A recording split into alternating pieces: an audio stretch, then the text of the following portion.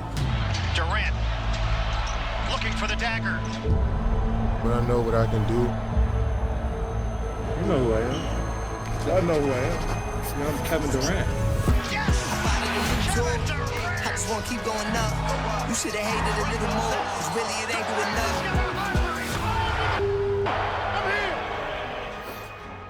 Attention all NBA general managers, you no longer have to trade for KD on NBA 2K. You can do this in real life.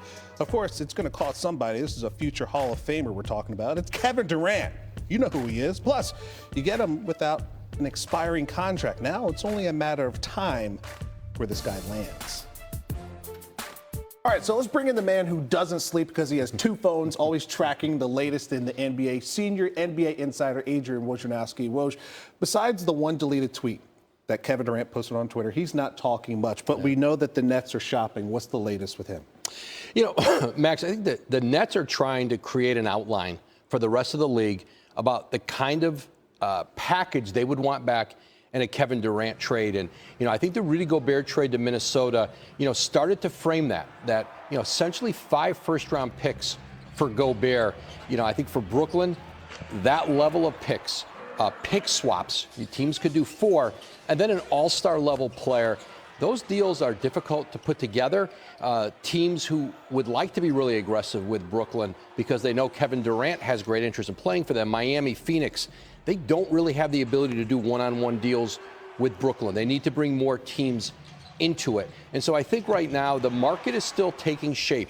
And I think it's incumbent on, I think, some of the other teams to be creative and start bringing to Brooklyn ideas, going out and seeing if they can get players, picks that would put the kind of package together it would take to get Kevin Durant. You know, Brooklyn's got time on its side. We've got a lot of time left in the offseason, and they've got a player in Kevin Durant who has 4 years left on his contract. They don't have to rush into a deal. All right, so whatever happens with KD, it's going to be a type of trade that we are not accustomed to seeing. Yeah. So we're going to talk about his teammate next, Kyrie Irving.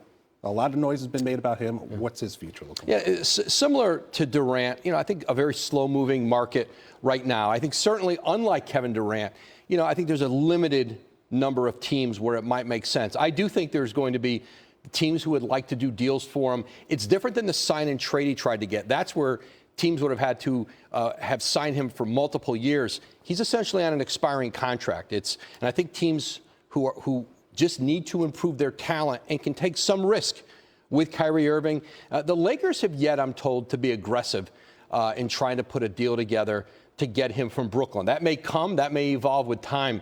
But so far right now, there's no traction really on deals with either Irving or Kevin Durant. They'll develop over time.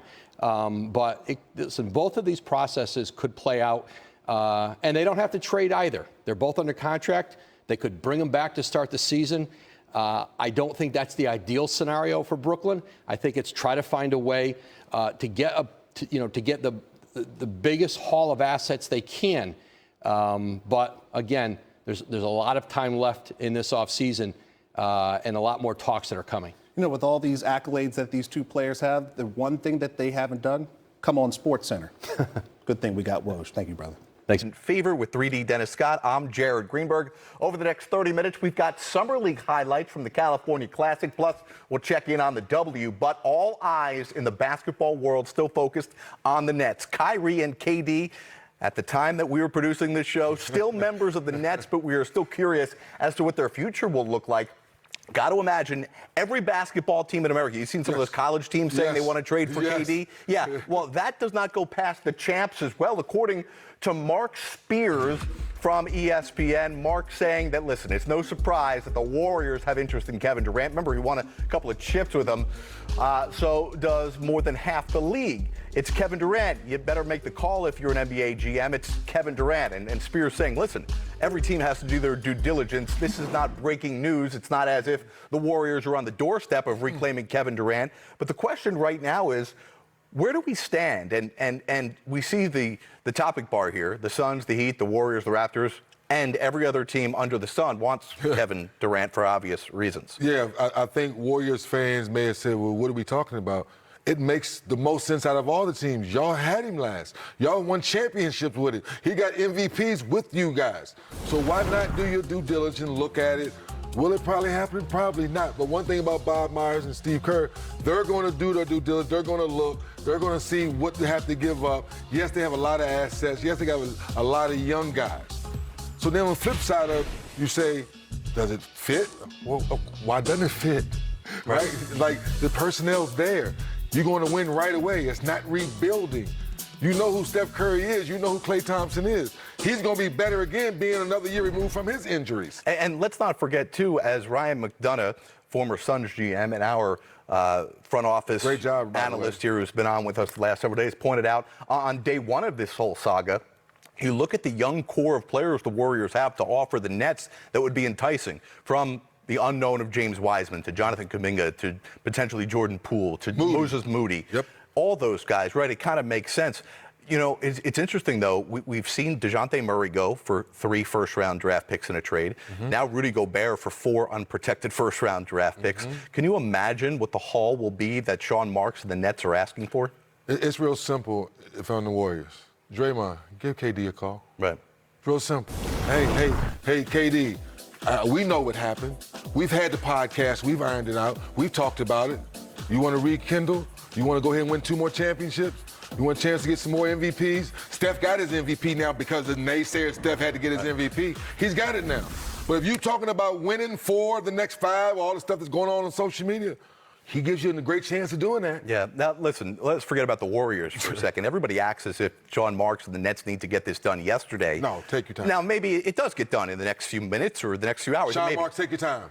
Take your time. Take as long as you need because he's that type of player. I'd be sitting there talking to my owner and saying, you know what?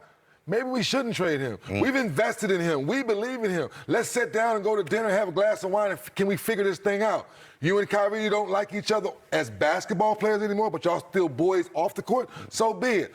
Give us a chance to figure out maybe we can use Kyrie and get enough pieces to keep you happy and stay. And with the 4-year contract that kicks in now for Kevin Durant, and the fact that he always says he's a hooper, right? Would Kevin Durant really pull a Ben Simmons and sit out? No.